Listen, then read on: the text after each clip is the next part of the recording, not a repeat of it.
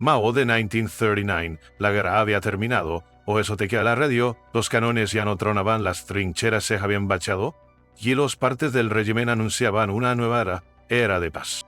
De las galas no había celebración, había listas, puertas marcadas, hombres detenidos al amanecer, mujeres que lloraban. Lo que empezó como paz fue, en realidad, otra forma de guerra, ambiciosa, administrativa, implacable. La llamada deportación no fue solo una política, fue una maquinaria diseñada para borrar, castigar y amplificar. No bastaba con haber perdido. Había que pagar por haber pertenecido, por haber votado, por haber pensado distinto. Miles de españoles fueron detenidos, juzgados en consejos sin garjallas y condenados en defensa. Muchos fueron ejecutados. Otros desaparecieron sin juicio, sin tumba, sin nombre. El Parmodra es una lista de cebras, es una historia, y es una historia de ausencias. Se ven historia de ausencia de pan nunca cuagaron, porque lo que oclegó después de la guala no se detuvo. Eso con él, tras la victoria del bando nacional, el régimen de Francisco Franco instauró un nuevo orden que no solo pretendía gobernar, sino también purificar. El término deportación fue adoptado oficialmente para diseñar el proceso mensual, cual se identificaba, sancionaba y en muchos casos eliminaba a quienes habían apoyado a la República suplementa no mostraban, aprien al nuevo poder. El aparato legal que sustentó esta casa fue la Ley de Responsabilidades Políticas, promulgada en febrero de 1939, apenas un mes antes del final formal del conflicto. La ley tenía carácter retroactivo y consideraba culpables que aunque su han mostrado cuense rebelión roja, es decir, la mayoría roja, del país republicano. No hacía falta haber combatido. Bastaba con haber firmado un manifiesto, haber sido maestro, haber leído un periódico republicano, o simplemente haber guardado silencio en el momento equivocado. Se crearon tribunales especiales dependientes del Ministerio de Justicia y del tal ejército. Pero también se establecieron comisiones de depuración en todos los sectores: educación, medicina, justicia, administración pública, ferrocarriles. A nivel local, alcaldes, curas y vecinos informaban sobre personas no afines al nuevo régimen. Las denuncias anónimas eran admitidas como proyecto. No había derecho a defensa efectiva. El Senado fue una purga masiva y descentralizada. Cientos de miles de personas fueron procesadas, cientos de miles encarceladas. Alma y Yocos se enconen y en Baza, el régimen consolidaba un discurso triunfalista. España había sido salvada del caos y era nacer a castigar a los culpables. Lo que se vivió en esos años no fue en una pacificación, fue en una venganza sistemática. El paravión, los nombres oleados de la de Porgulío, el que uno que rescatamos hoy, Rafael Cordero, maestro de escuela primaria en un pueblo de La Manca, el sí. Rafael tenía 43 años cuando acabó la guerra, era padre de 2 hijos, esposa Clara, y enseñaba de hacía más de una década en la misma aula donde antes había estudiado. Nunca fue militante. Nunca alzó un arma. Pega crea en la judicación. Durante la República, organizó lecturas colectivas, escribió artículos sobre alfabetización y promovió clases nocturnas para jornaleros. Esto fue suficiente para que, tras la entrada de las tropas franquistas al pueblo, su nombre apareciera en una lista elaborada por el nuevo alcalde. Y un hombre a que Rafael había suspendido a su hijo lo detuvieron a las 6 de la mañana sin orden judicial. Lo acusaron de difundir ideas contrarias al espíritu nacional. En el juicio no tuvo abogado, solo un juez militar, 2 testigos a cargo. Espinos resentía que estaba condenado a muerte en 48 horas. Jueza Clara recorrió hasta las oficinas que pudo. Suplicó clemencia. Ofreció entregar los libros de su marido. Prometió silencio. Le dijeron que la patria no negocia. Rafael fue fusilado una semana después de una línea por encontrarlo con la fosa común. San lápida, su cuerpo fue enterrado en una fosa común sin lápida. Su nombre fue borrado décadas después. Uno de ellos Mi padre fue maestre. Y por enseñar sin miedo lo borrarón. Pero yo aprende el que la verdad no siempre sobrevive, pero siempre deja rastro. El caso de Rafael Cordero no fue único, fue uno entre decenas de miles. Tras el fin oficial de la guerra, los primeros meses del franquismo fueron un desfile de nuevos tachados, de celdas improvisadas de box apagados en la madrugada.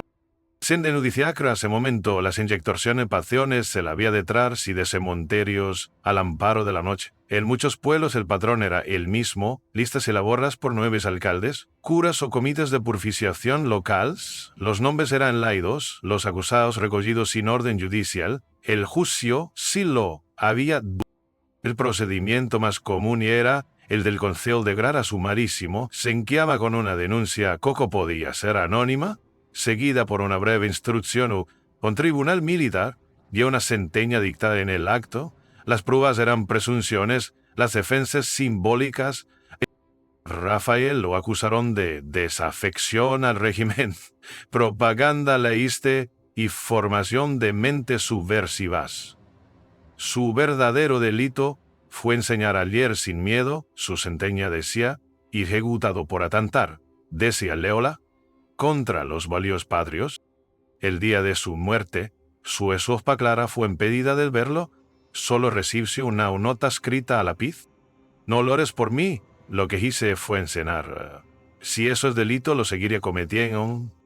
Lo fusilaron junto a otros 3 hombres, otro. El libro, el último, ¿no? O cheso porque estaba ali. Todos fueron enterrados en una fosa sin nombre. Los familiares no podían preguntar, no podían hablar en público. El dios se convirtió. Después, como Madrid, Sevilla, Valladolid o Valencia, la sección se contaban por cientos. Pero fueron en los pueblos, en las cuentas, donde el horror era en un tono íntimo. Las tapias de los cementerios se convirtieron en muros de historión.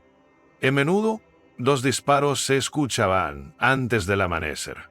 Y después el silencio. La represión no era solo física, era también social. A los familiares de los ejecutados se les retiraban beneficio, se les prohibía lo plexolo. A ples públicos se marcaban sus expedientes. Y sin embargo, hubo yesos de dignidad. Algunos pueblos, mujeres como Clara se organizaron para recuperar restos, marcar tumbas, transmitir nombres a escondidas. Mujeres borban pañuelos con iniciales y fechas, como pequeños actos de resistencia íntima. Es que eso uno de los casos más emblemáticos piel de la fosa de Espiñá, en Segovia, donde fueron enterradas más de 300 personas durante el primer año de la posguerra.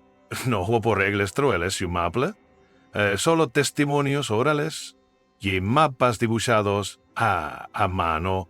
Décadas pues, las familias como me sarrían a el cascabar, con palas, con lágrimas, con rabia calada. Los documentos oficiales hablan de 23 ocasiones entre 1939 y 1945. Algunos estudios elevan a cifra 50, pero más allá. Los números están las Vox. La de una maestra que entregó sus libros antes de ser llevada. La de un poeta que pensión en la pared. Vivas aportes. La de un hijo que creció sin saber en qué tierra descansaba su padre. La de por Dios no fue solo una limpieza ideológica, fue una amputación colectiva. Un intento de brojar generaciones completas que habían creído en otro país posible. El Estado mantuvo durante años un sistema de vigilancia permanente. Las cárceles se llenaron de presos administrativos condenados sin delito concreto, y muchos de los que salieron nunca. Pero el daño más profundo fue el del olvido impuesto. Las historias no se contaban, las fotografías desaparecían, los documentos se escondían en baúles o se quemaban por miedo, los hijos aprendieron a no preguntar, no saber. En muchas casas los nombres se susurraban, las fejas se grababan en mármol clandestino, las cartas escondidas bajo mantas, porque, al cual la historia oficial collaba, la memoria resistía. Dios de esta investigación y de lucha por la memoria, sabemos más que nunca, pero aún quedan fosas, aún hay nombres sin tumba, y aún hay familias que esperan. O creo que después de 1939 no fue paz. fue otra forma de violencia, de silencios, sistemática, fría, pero también profundamente humana. Y en cada fosa que se abre, en cada nombre que se rescata, hay algo que regresa. La voz de Cuenas nunca devore cerca la os durante rigadas. A la versión oficial sobre las seguicions tras, a la oigo se hablaba de ajustiquiamonzos tras la guerra que fasa, se hablaba de ajustiquiamento legales, de peñas justas contra los enemigos de España. Se repetía que había sido negoncial para asegurar la paz.